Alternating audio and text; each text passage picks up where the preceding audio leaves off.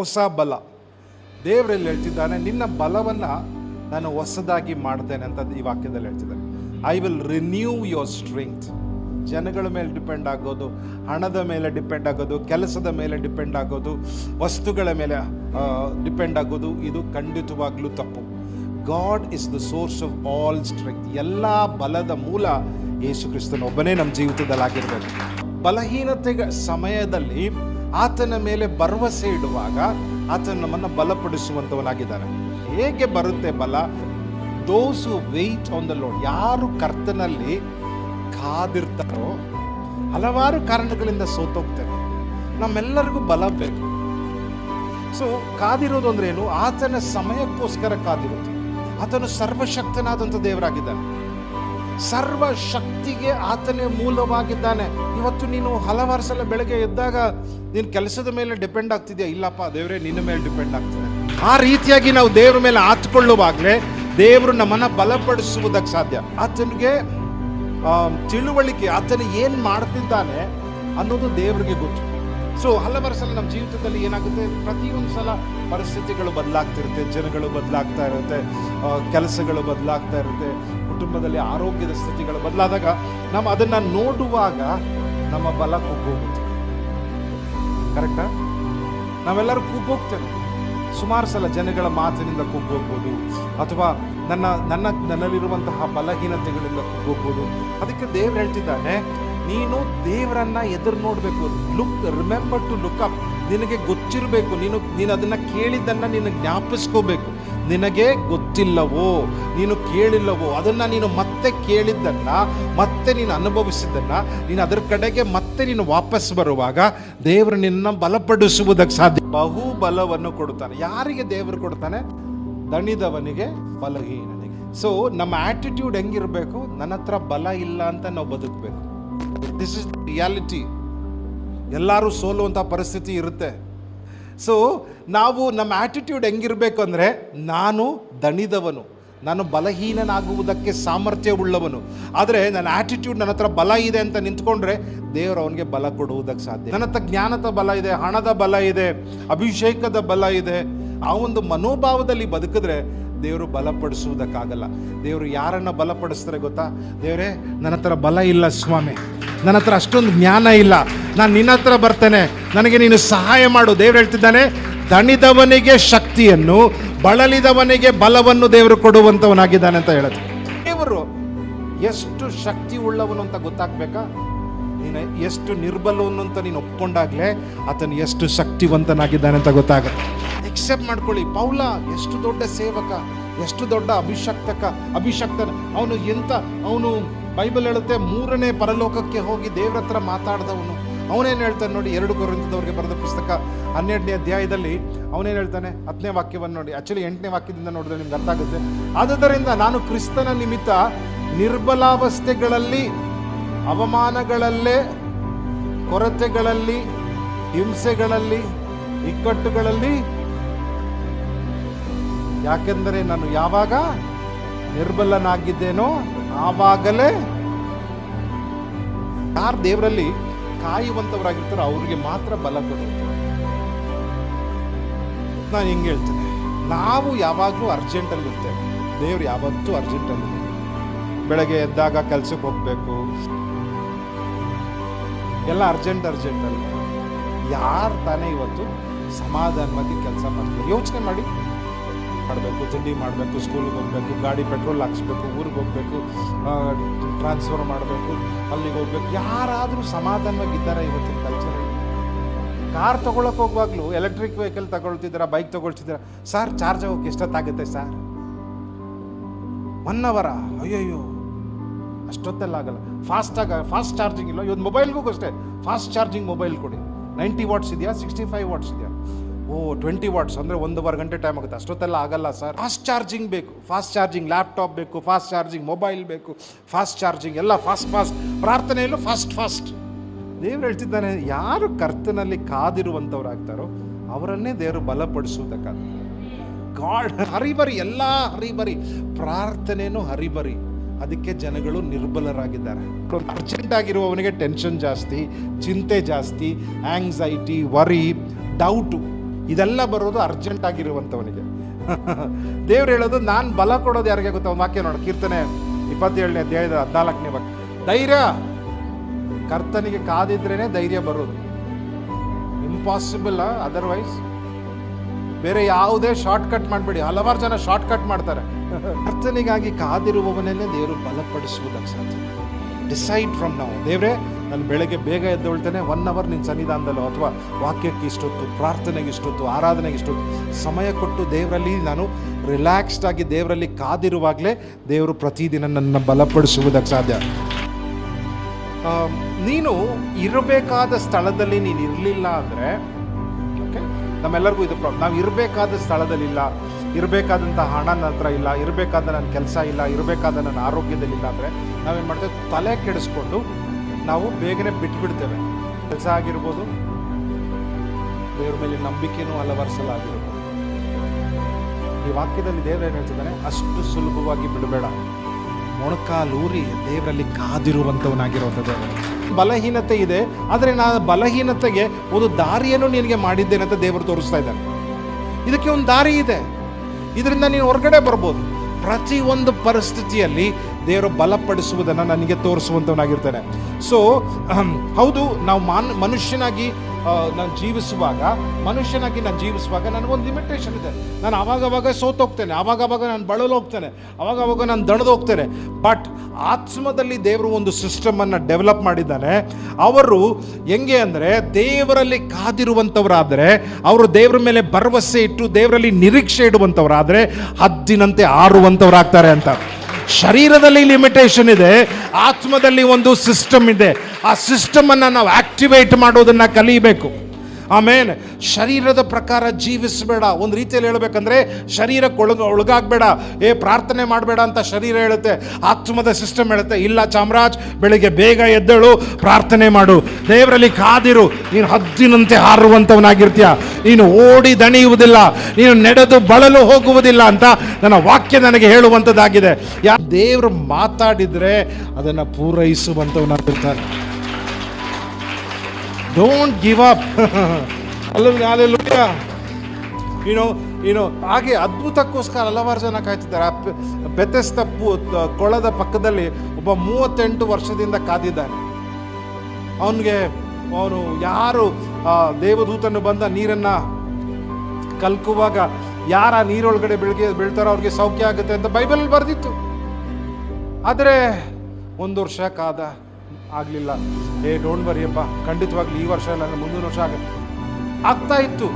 10 ವರ್ಷ ಕಾಯ್ದ, 15 ವರ್ಷ ಕಾದ, 20 ವರ್ಷ ಕಾದ, 25 ವರ್ಷ ಕಾದ, 38 ವರ್ಷ ಆಗಿದೆ. ನಿರೀಕ್ಷಣೆ ಕಳ್ಕೊಂಡಿದ್ದಾನೆ. ಅವನು ಹೇಳ್ತಾನೆ, ಜೀಸಸ್ ಬಂದು ಕೇಳ್ತಾರೆ, ನಿನಗೆ ಸೌಖ್ಯ ಆಗ್ಬೇಕು ಅಂತ ಹೇಳಲ್ಲ ಅವನು, ನನಗೆ ಸಹಾಯ ಮಾಡೋರು ಯಾರೂ ಇಲ್ಲ. ಇದೇ ಸತ್ಯ. ಯಾರು ನಿನಗೆ ಸಹಾಯ ಮಾಡಲ್ಲ. ಸಹಾಯ ಮಾಡೋಕ್ಕಾಗೋನು ಒಬ್ಬನು. ನೀನು ಅವನ ಮೇಲೆ ಭರವಸೆ ಇಡಬೇಕು. ವೆಯ್ಟ್ ಮಾಡೋದು ಅಂದರೆ ಹೇಗೆ? ವೆಯ್ಟ್ ಮಾಡುವಾಗ ಏನಾಗುತ್ತೆ ಗೊತ್ತಾ? ನಾವು ಯಾವಾಗಲೂ ಪ್ರತಿದಿನ ದೇವರ ಸನ್ನಿಧಾನದಲ್ಲಿ ಕಾಯುವಂಥವ್ರಾದರೆ ನಾವು ನಮ್ಮ ಪ್ರಭಾವ ಯಾವತ್ತೂ ಕೊನೆಯವರೆಗೂ ಕುಂದುವುದೇ ಇಲ್ಲ, ನಾವು ಯಾವತ್ತೂ ದಣಿಯುವುದೇ ಇಲ್ಲ.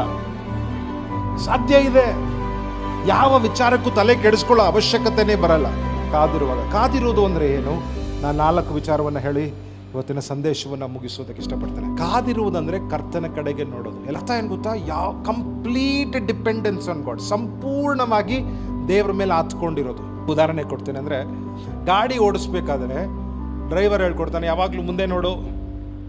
ಸೊ ಗಾಡಿ ಕಲಿಸುವಾಗ ಭಯ ಇರುತ್ತೆ, ಹೆಂಗೆ ಗುದುರಿಸ್ಬಿಡ್ತೇನೋ, ಹೆಂಗೆ ಓಡಿಸ್ತೇನೋ ಅಂತ ಮುಂದೆನೇ ನೋಡಿಸ್ಕೊಂಡು ಓಡಿಸ್ತಿರ್ತೇವೆ. ಸೊ ಅವಾಗ ಏನಾಗುತ್ತೆ? ಮಿರರ್ ನೋಡಲ್ಲ, ಮೇಲ್ ನೋಡಲ್ಲ, ಹಿಂದೆ ನೋಡಲ್ಲ, ಗೇರ್ ನೋಡಲ್ಲ, ಕ್ಲಚ್ ನೋಡಲ್ಲ, ಮುಂದೆ ಮಾತ್ರ ನೋಡ್ತಿರ್ತೇವೆ. ಚೂರ್ ಗಾಡಿ ಓಡ್ಸಕ್ ಬಂದ್ಮೇಲೆ ಮುಂದೆ ನೋಡಲ್ಲ.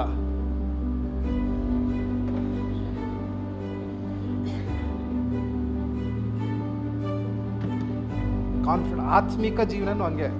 ಸ್ಟಾರ್ಟಿಂಗ್ನಲ್ಲಿ ದೇವರೇ ನೀನಿಲ್ಲದೆ ನಾನೇನೂ ಇಲ್ಲ ಸ್ವಾಮಿ, ಹಾಲೆಲೂಯಾ, ನನ್ನ ಬಲ ಕೊಡು ಸ್ವಾಮಿ, ನನ್ನ ಪಾಪಿ ಸ್ವಾಮಿ, ಏನು ಬೈಬಲ್ ಓದಿದ್ದು. ಆಮೇಲೆ ಸ್ವಲ್ಪ ಬಲ ಬಂದಮೇಲೆ ಬೈಬಲ್ ನೋಡ್ತಾರೆ, ಸಿನಿಮಾನು ನೋಡ್ತಾರೆ, ಬೈಬಲ್ಲು 1 ನಿಮಿಷ. ದೇವ್ರು ಹೇಳ್ತಿದ್ದಾನೆ ಹಾಗಲ್ಲ. ಕಂಪ್ಲೀಟಾಗಿ ದೇವ್ರ ಮೇಲೆ ನಾನು ದೇವ್ರ ಕಡೆಗೆ ನಾನು ನೋಡುವಂಥವನಾಗಿರ್ಬೇಕು. ನನ್ನ ಸಹಾಯಕನು ನೀನೇ, ನನ್ನ ಗುರಾಣಿಯು ನೀನೇ, ನಾನು ನಿನ್ನ ಮೇಲೆ ನಾನು ಡಿಪೆಂಡ್ ಆಗೋದು. ಯು ಆರ್ ಮೈ ಆ್ಯಂಕರ್, ನನ್ನ ಜೀವನವನ್ನು ಅಡಗಿಸುವವನು ನೀನೇ. ಆ ರೀತಿಯಾಗಿ ಕಂಪ್ಲೀಟಾಗಿ ಆತನ ಮೇಲೆ ಡಿಪೆಂಡ್ ಆಗುವಾಗಲೇ ದೇವರು ನಮ್ಮನ್ನು ಬಲಪಡು. ಅದನ್ನು ದೇವರು ಹೇಳ್ತಿರೋದು, ನೀನು ಆಗ ಕರ್ತನಲ್ಲಿ ಕಾಯ್ತಾ ಇದ್ದೀಯ ಅಂತ ಅರ್ಥ. ಬದುಕುವುದಕ್ಕೆ ಒಂದೇ ವಿಧಾನ, ದೇವ್ರ ಕಡೆಗೆ ನೋಡುವಂಥದ್ದು. ಬೇರೆ ಯಾವ ಕಡೆಗೆ ನೋಡಿದ್ರು ನೀನು ಕರ್ತನ ಮೇಲೆ ಡಿಪೆಂಡ್ ಆಗಿಲ್ಲ ಅಂತ ಅರ್ಥ. ಜ್ಞಾನೋಕ್ತಿಗಳು 3ನೇ ಅಧ್ಯಾಯ 5 ಮತ್ತು 6. ಓಕೆ, ಪೂರ್ಣ ಹೃದಯದಿಂದ ಕರ್ತನಲ್ಲಿ ಭರವಸೆ ಇಡು. ಯಾವುದರಿಂದ? ಪೂರ್ಣ ಹೃದಯದಿಂದ. ಅರ್ಧಂಬರ್ಧ ಅಲ್ಲ. ಅರ್ಧ ಗರ್ಲ್ ಫ್ರೆಂಡ್ ಮೇಲೆ, ಅರ್ಧ ಯೇಸು ಮೇಲೆ, ಅರ್ಧ ಹಣದ ಮೇಲೆ, ಅರ್ಧ ಕೆಲಸದ ಮೇಲೆ, ಅರ್ಧ ಜೀವನದ ಮೇಲೆ, ಅರ್ಧ ನನ್ನ ಬಲದ. ಪೂರ್ಣ ಮನಸ್ಸಿನಿಂದ ಕರ್ತನ ಮೇಲೆ ಭರವಸೆ ಇಡು. ನಿನ್ನ ಸ್ವಂತ ಬುದ್ಧಿಯ ಮೇಲೆ ಆಧಾರ ಮಾಡಿಕೊಳ್ಳಬೇಡ. ಎಲ್ಲ ಮಾರ್ಗಗಳನ್ನು ಆತನು ಸನ್ಮಾನಿಸು, ಆಗ ನಿನ್ನ ಮಾರ್ಗಗಳನ್ನು ಸರಾಗ ಮಾಡುವ. ಪೂರ್ಣ ಹೃದಯದಿಂದ ಭರವಸೆ ಇಡು ಅಕ್ನಾಲೇಜ್ ಮಾಡೋದು ಅಂದರೆ ಆತನು ದೇವರು ಅಂತ ರೆಕಗ್ನೈಸ್ ಮಾಡೋದಲ್ಲ, ಆತನ ಮೇಲೆ ನಮ್ಮ ಪ್ರಾಮುಖ್ಯತೆಗಳನ್ನು ಇಡಬೇಕು. ಆತನೇ ದಾರಿ ತೋರಿಸುವವನು, ಆತನ ಮೇಲೆ ನಮ್ಮ ಪ್ರಾಮುಖ್ಯತೆಗಳು, ಪ್ರಯಾರಿಟಿ ದೇವರಾಗಿರಬೇಕು. ಎರಡನೇದಾಗಿ, ಯಾರು ಕಾದಿರುವುದು ಅಂದರೆ ಅರ್ಥ ಏನು ಅಂದರೆ, ಪ್ಲೀಸ್ ಕೇಳಿಸ್ಕೊಳ್ಳಿ, ದೇವರ ಮಾತು, ದೇವರು ನನ್ನ ಜೀವನದಲ್ಲಿ ಇನ್ಸ್ಟ್ರಕ್ಷನ್ಸ್ ಮುಂದೆ ಹೇಗೆ ಹೋಗಬೇಕು ಅಂತ ದೇವರು ಕೊಡುವ ಮಾತುಗೋಸ್ಕರ ದೇವರಲ್ಲಿ ಕಾದಿರುವಂಥವನಾಗಿದ್ದಾನೆ. ಕಾಯುವುದು ಅಂದರೆ ಏನು ಗೊತ್ತಾ? ನಾನು ಮುಂದೆ ಏನು ಮಾಡಬೇಕು ಅನ್ನೋದನ್ನು ದೇವರಿಂದ ಕೇಳೋವರೆಗೆ ಎದ್ದೊಳ್ಳಲ್ಲ. ಆತನು ಮಾತ್ರ ದೇವರಲ್ಲಿ ಕಾದಿರುವಂಥವನಾಗಿರ್ತಾನೆ. ನೆನ್ನೆ ಬಂದಂತಹ ವಾಗ್ದಾನ ಇವತ್ತು ವರ್ಕ್ ಆಗಲ್ಲ. ತುಂಬ ಜನಕ್ಕೆ ಅಂದೆ, ನೆನ್ನೆ ಕೇಳಿದ್ರು ವಾಕ್ಯ, ಅದೇ ವಾಕ್ಯದಲ್ಲಿ ಜೀವಿಸ್ತಾರೆ. ಇವತ್ತೇನು ಸಿಕ್ತು ನಿಮಗೆ? ಪ್ರತಿಯೊಂದು ಸೀಸನ್ಗಳಲ್ಲಿ, ಪ್ರತಿಯೊಂದು ಸಮಯಗಳಲ್ಲಿ ನೀನು ಮುಂದೆ ಹೋಗೋಕ್ಕಾಗದೆ ಸ್ಟಾಪ್ ಮಾಡಿದಾಗ ನಿನಗೆ ಬೇಕಾಗಿರೋದೇನು ಗೊತ್ತಾ? ದೇವರ ಹೊಸ ಮಾತು. ಆ ಹೊಸ ಮಾತಿಗೋಸ್ಕರ ಕಾಯುವಂಥವನಾಗಿದ್ದರೆ ನೀನು ಮುಂದಿನ ಜೀವನವನ್ನು ಅನ್ಲಾಕ್ ಮಾಡುವುದು ಸುಲಭವಾಗುತ್ತೆ. ಆ ಹೊಸ ಮಾತು ಸಿಕ್ಕಿದಾಗ, ಹೊಸ ವಾಕ್ಯ ಸಿಕ್ಕಿದಾಗ, ಹೊಸ ಇನ್ಸ್ಟ್ರಕ್ಷನ್ ಸಿಕ್ಕಿದಾಗ ನೀನು ಹೊಸ ಮಂಡಲಕ್ಕೆ ಸೇರುವುದಕ್ಕೆ ಸಾಧ್ಯವಾಗುತ್ತೆ. ಅಂತ ಬಹಳ ಇಕ್ಕಟ್ಟಿನಲ್ಲಿ ಬಿದ್ದನು. ಆದರೂ ದಾವೀದನು ಕರ್ತನಾದ ದೇವರಲ್ಲಿ ತನ್ನನ್ನು ಬಲಪಡಿಸಿಕೊಂಡನು. ದಾವೀದನ ಜೀವನ ಶ್ರೇಷ್ಠವಾದ ಸಮಯ. ಅವನ ಜೀವನ, ಅವನು ಬಲಹೀನನೂ ಆಗಿದ್ದಾನೆ, ಬಲ ಉಳ್ಳವನೂ ಆಗಿದ್ದಾನೆ. ಈ ಕಾಂಬಿನೇಷನ್ನನ್ನೇ ದೇವರು ಹೇಳ್ತಾ ಇರೋದು.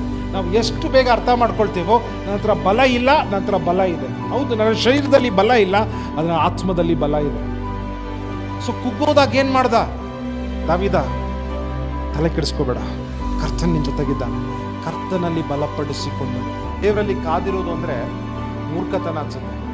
ಹಲವಾರು ಸಲ ಮೂರ್ಖತನ. ನನಗೆ ತುಂಬ ಜನ ಹೇಳಿದ್ದಾರೆ, ನೀವು ಯಾಕೆ ಇಷ್ಟೊಂದು ಡಿಲೇ ಮಾಡ್ತೀರಾ ಅಂತ. ಹಲವಾರು ಸಲ ನನಗೂ ಹೇಳಿದ್ದಾರೆ, ದೇವರಲ್ಲಿ ಒಂದು ನಿರ್ಧಾರ ತಗೊಳ್ಳೋದಕ್ಕೆ ಯೋಚನೆ ಮಾಡುವಾಗ ಮೂರ್ಖತನ ಅಂತ ಕಾಣಿಸುತ್ತೆ.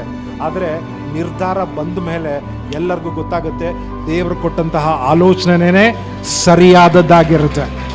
ಸೊ ದೇವರ ವಾಕ್ಯ ಬಂದ ಕೂಡಲೇ, ದೇವರ ವಾಕ್ಯ ನಮ್ಮ ಒಳಗಡೆ ಬಂದ ಕೂಡಲೇ, ದೇವರ ದಾರಿ ನಮಗೆ ಬಂದ ಕೂಡಲೇ, ಹೊಸ ಬಲ ಬಂದಾಗ್ಲೇ ನಾನು ಮುಂದೆ ಜೀವನದಲ್ಲಿ ಹೋಗುವುದಕ್ಕೆ ಸಾಧ್ಯ.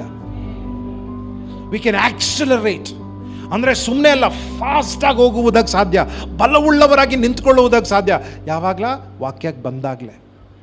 ಕಾಯುವುದಂದ್ರೆ ಏನು ಗೊತ್ತಾ? ದೇವ್ರಿಗೋಸ್ಕರ ಕಾಯ್ತಾರೋ. ದೇವರೇ ಏನು ಮಾಡಲಿ, ಇವಳನ್ನು ಮದುವೆ ಆಗಲ್ಲ, ಇದನ್ನು ಕೆಲಸ ತಗೊಳ್ಳ, ಹೆಂಗೆ ನಾನು ಹೋಗಬೇಕು ಜೀವನದಲ್ಲಿ, ಏನು ಕೋರ್ಸ್ ತಗೊಳ್ಳಿ, ಏನು ನಿರ್ಧಾರ ಮಾಡಲಿ, ಯಾವ ಕಾಲೇಜಿಗೆ ಸೇರಲಿ, ನಾನು ದೇವರಲ್ಲಿ ಹೋಗುವಂಥವನಾಗಿರಬೇಕು. ದಯವಿಟ್ಟು ನನಗೆ ಗೊತ್ತು ಅಂತ ಜೀವಿಸಬೇಡ. ಅದು ಕೊನೆಗೆ ಅಂತ್ಯದಲ್ಲಿ ಅದು ಹೋಗುವ ದಾರಿಯನ್ನು ಮರಣದ ಮಾರ್ಗ. ಅದಕ್ಕೆ ದೇವರು ಹೇಳ್ತಿದ್ದಾನೆ, ಕರ್ತನಿಗೆ ಕಾಯಿ. ದೇವರು ಮಾತಾಡುವುದಕ್ಕೆ ಕಾಯಿ, ಆಮೇಲೆ ಮಾತಾಡು. ಸ್ವಂತವಾಗಿ ಮಾತಾಡಬೇಡ, ಬುದ್ಧಿಶಕ್ತಿ ಉಪಯೋಗಿಸ್ಬೇಡ. ಅದನ್ನೇ ಹೇಳಿದ್ದು, ಇನ್ನು ಸ್ವಂತ ಬುದ್ಧಿ ಮೇಲೆ ಡಿಪೆಂಡ್ ಆಗಬೇಡ, ಕರ್ತನ ಮೇಲೆ ಡಿಪೆಂಡ್ ಆಗು. ಒಂದು ಮಾತನ್ನು ಹೇಳುವುದಕ್ಕಿಂತ ಮುಂಚೆ ಪ್ರಾರ್ಥನೆ ಮಾಡು. ಒಂದು ನಿರ್ಧಾರ ಮಾಡುವುದಕ್ಕಿಂತ ಮುಂಚೆ ಕರ್ತನ ಡೈರೆಕ್ಷನನ್ನು ಕೇಳು. ಮೂರನೇದಾಗಿ ಕಾಯುವುದು ಅಂದರೆ ನಾನು ಇವತ್ತು ಏನಿದ್ದೀನಲ್ಲ, ಈ ವರ್ಷನ್ಗಿಂತ ಬೆಟರ್ ವರ್ಷನ್ ಆಗುವುದಕ್ಕೋಸ್ಕರ ಕಾಯ್ತಾ ಇದ್ದೀನಿ. ನಾನು ನೆನ್ನೆಗಿಂತ ಇವತ್ತು ಉನ್ನತನಾಗುವಂಥವನಾಗಿರ್ಬೇಕು. ನನ್ನ ನೆನ್ನೆ ವರ್ಷನ್ಗಿಂತ ಇವತ್ತು ಬೆಟರ್ ವರ್ಷನ್ ಆಗಬೇಕು. ಅದು ಕರ್ತನಲ್ಲಿ ಕಾಯುವುದು ಅಂದರೆ. ತುಂಬ ಸಲ ನಾನು ಆನೆಸ್ಟಾಗಿ ಹೇಳ್ತೀನಿ, ಕೆಲ ವಿಶ್ವಾಸಿಗಳು ನೆನ್ನೆಗಿಂತ ಇವತ್ತು ಹೊಲಸಾಗಿದ್ದಾರೆ. ಬಿಕಾಸ್ ಕರ್ತನಲ್ಲಿ ಕಾಯ್ತಾ ಇಲ್ಲ. ದಿ ಓನ್ಲಿ ವೇ ಒಬ್ಬ ವ್ಯಕ್ತಿ ನೆನ್ನೆಗಿಂತ ಇವತ್ತು ಚೆನ್ನಾಗಾಗೋದು ಹೇಗೆ ಗೊತ್ತಾ? ಕರ್ತನಲ್ಲಿ ಕಾದಿರುವಾಗಲೇ. ಕರ್ತನಲ್ಲಿ ಕಾಯುವಾಗಲೇ ಒಬ್ಬ ವ್ಯಕ್ತಿ ಬೆಳೆಯುವುದಕ್ಕೆ ಸಾಧ್ಯ, ಒಬ್ಬ ವ್ಯಕ್ತಿ ನೆನ್ನೆಗಿಂತ ಚೆನ್ನಾಗಾಗುವುದಕ್ಕೆ ಸಾಧ್ಯ, ಒಬ್ಬ ವ್ಯಕ್ತಿ ಇನ್ನೂ ಉನ್ನತವಾದ ವ್ಯಕ್ತಿ ಆಗುವುದಕ್ಕೆ ಸಾಧ್ಯ. 4ನೇದಾಗಿ ಕರ್ತನಲ್ಲಿ ಕಾಯುವುದು ಅಂದ್ರೆ ಹಂಗಲ್ಲ. ಕರ್ತನಲ್ಲಿ ಕಾಯುವುದು ಅಂದ್ರೆ ದೇವರಿಗೆ, ನಾನಾಗ್ಲೇ ಹೇಳಿದೆ, ದೇವ್ರಿಗೆ ಗೊತ್ತು, ಆತನ ತಿಳುವಳಿಕೆಯು ಪರಿಶೋಧನೆಗೆ ಅಗಮ್ಯವಾದದ್ದು ಅಂತ ಇದೆ. ಆತನಿಗೆ ಗೊತ್ತು ಏನ್ ಮಾಡ್ತಿದ್ದಾನೆ ಅಂತ, ಆತನು ಮಾಡೇ ಮಾಡ್ತಾನೆ ಅನ್ನುವಂತಹ ನಿರೀಕ್ಷೆಯಲ್ಲಿ ಕಾಯುವಂತವನಾಗಿರ್ಬೇಕು. ಬರುತ್ತೆ ಬರಲ್ಲ ಅಂತ ಡೌಟಲ್ಲ, ಕೇಳಿಸ್ಕೊಳ್ಳಿ, ಬರುತ್ತೆ ಬರಲ್ಲ ಅನ್ನುವಂತಹ ಡೌಟಲ್ಲಿ ಕಾಯೋದಲ್ಲ.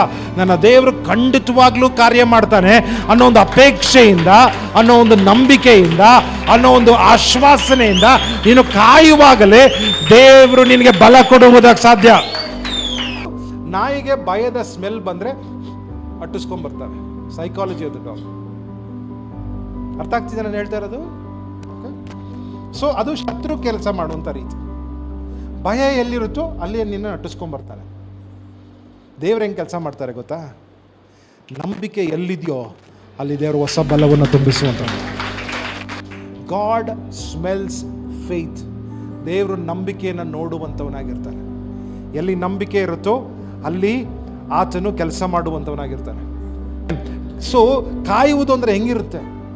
ಪ್ರಾರ್ಥನೆಯಲ್ಲಿ ಕೂತ್ಕೊಳ್ಳೋದು, ನೀನು ಮಾತಾಡೋದಲ್ಲ, ದೇವರು ಮಾತಾಡಲಿ ಅಂತ ಕೇಳಿಸ್ಕೊಳ್ಳೋದು, ದೇವ್ರನ್ನ ಚೇಂಜ್ ಮಾಡಲಿ ಅಂತ ಕೇಳಿಸ್ಕೊಳ್ಳೋದು. ಪ್ರಾರ್ಥನೆ ಅಂದರೆ ಏನು ಗೊತ್ತಾ? ಕರ್ತನಲ್ಲಿ ನೋಡೋದು ಅಂತ ಅರ್ಥ. ದೇವರ ವಾಕ್ಯವನ್ನು ಸ್ಟಡಿ ಮಾಡ್ತಾ ಇರೋದು, ಓದೋದು ಮಾತ್ರ ಅಲ್ಲ, ಸ್ಟಡಿ ಮಾಡ್ತಾ ಇರೋದು, ಅರ್ಥ ಮಾಡ್ಕೊಳ್ಳೋದು.